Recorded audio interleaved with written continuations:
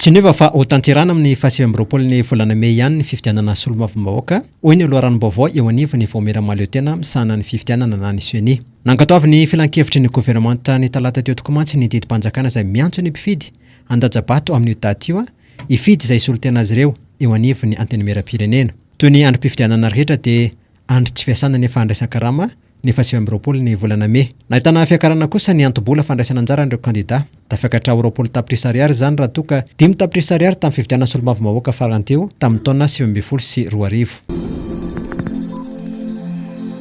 Ny 12 jolay hatramin'ny voalohan'ny volana aogositra 2024 no ho tanterahina ny FANADINAM-PANJAKANA bakalorea eto Madagasikara araka ny tety andro izay navoaka ny ministera ny fampianarana ambony sy ny fikarohana siantifika. Ny 12 ny volana jolay hatramin'ny 24 ny volana jolay ho an'ny skadra kampeny sy ny tapany voalohany ho an'ny skadra teknika sy teknôlôjika. Mbola hitoy ny 20 ny volana jolay hatramin'ny voalohan'ny volana aogositra ny fanadinana ho an'ny mpiadana teknika sy ny teknôlôjika. Efa nisokatra tamin'ny telo ny volana Febroary teo ny fisoratana anarana ary tsy mifarana izany raha tsy amin'ny 20 ny volana aprily ho avy izao. Ny saram-pisoratana anarana dia tsy niva fa nijanona ho 5,1 ariary ho an'ireo kandida avy amin'ny sekoly, 10 ariary ho an'ireo kandida tsy miankina ary 2 ariary ho an'ireo kandida teratany vahiny.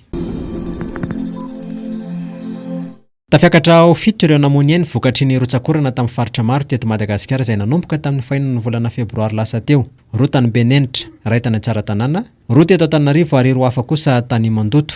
Tafiakatra 5,000 mahery kosa ireo traboina raha nitatitra izay navoaka ny Bureau National misahana ny loza sy ny tandindon-tozana ny PNGRC ny zoma maraina teo. Mbola hitoy izany ROTSAK'ORANA izany amin'ny faran'ny herinandro ity amin'ny faritra maro manerana ny nosy raha ny filazana izay navoaka ny foibe famantarana ny toetry ny andro.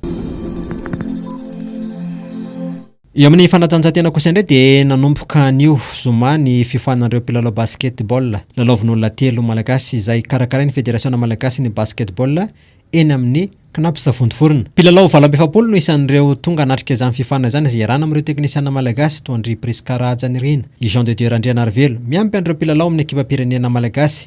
Tafiditra anaty ilay tetikasa de la rue vers l'or izay karakaran'ny federasiona ity hetsika ity. Efa natomboka tamin'ny fampihofanana ireo mpandamina sy fanana isa-paritra ity laminasy ity ka ireo ekipa tafavoaka mpandresy isaky ny faritra 20 no tonga hiatrika izany fifanana izany mandritra ny 3 andro eny Vontovorona.